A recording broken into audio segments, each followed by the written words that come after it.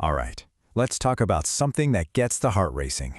We're heading up into the skies to look at two flights that go completely off the rails.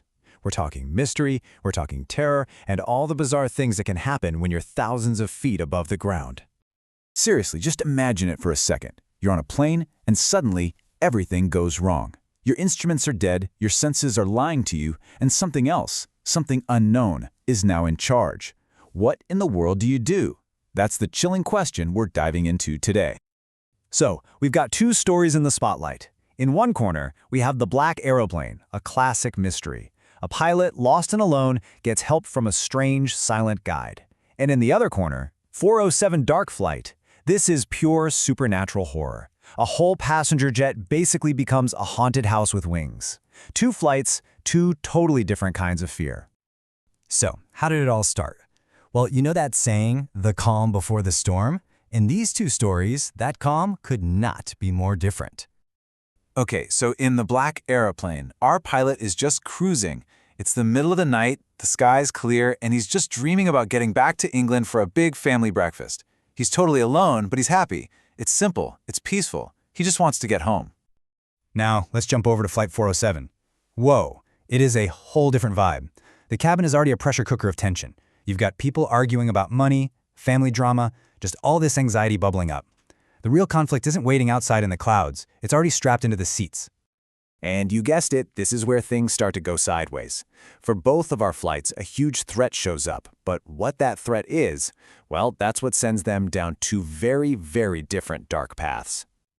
For our Dakota pilot, the enemy is nature itself. He's faced with this enormous, unexpected storm cloud that looks like a literal mountain range. He doesn't have enough fuel to go around it. His only option? A super risky one. Fly straight on through. It's just one man and his plane against the raw power of the elements. But on Flight 407, oh man, the threat isn't outside, it's inside. The plane starts malfunctioning, oxygen levels plummet, and that initial dread turns into pure panic.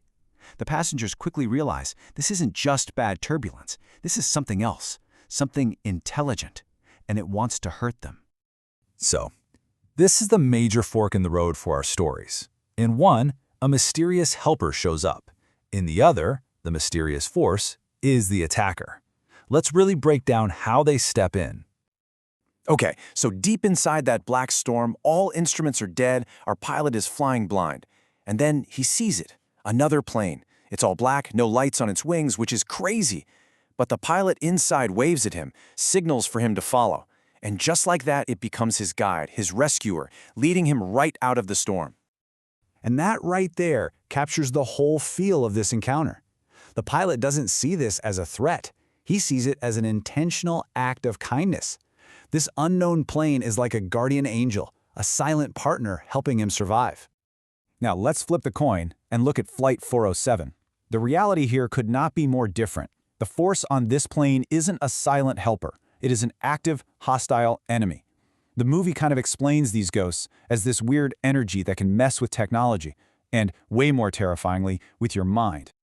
So instead of guiding the plane to safety, this thing does the exact opposite. It makes the instruments go haywire, it makes people see their worst nightmares, and it just cranks up their fear and paranoia to 11. It doesn't just want the plane to crash. It seems like it wants the people inside to tear each other to pieces first. So what happens after they land? You know, just because you survived doesn't mean the story's over. For both flights, touching down on the runway is actually just the beginning of a whole new set of questions that might never be answered. So the Dakota pilot lands safely, and the first thing he does is ask about the guy who saved him. But the response he gets from the control tower? It's absolutely chilling. According to the radar, he was all alone up there. There was no black airplane. So think about that. He's physically fine, not a scratch, but he's left with this beautiful, impossible puzzle. It's the perfect ending to a mystery, right? The danger is gone, but the riddle is still there, leaving you with a sense of wonder, not fear. The question is all about who to thank. The ending for the survivors of Flight 407 is so much darker. Yeah, they make it to the ground, but they are scarred for life. And that is the mark of true horror. Survival isn't a win, it's a life sentence. Because the entity on that plane didn't just scare them, it made them participate in the chaos. They have to live with what they saw and what they did. And that just leaves us hanging with these huge questions. Who was in that black aeroplane? Was it a ghost? A stress-induced hallucination? Or something else we can't even begin to explain? And what about Flight 407? Was it a real haunting, or is it more a story about how extreme fear and pressure can cause mass hysteria and turn regular people into monsters? But, maybe the biggest question of all is this one.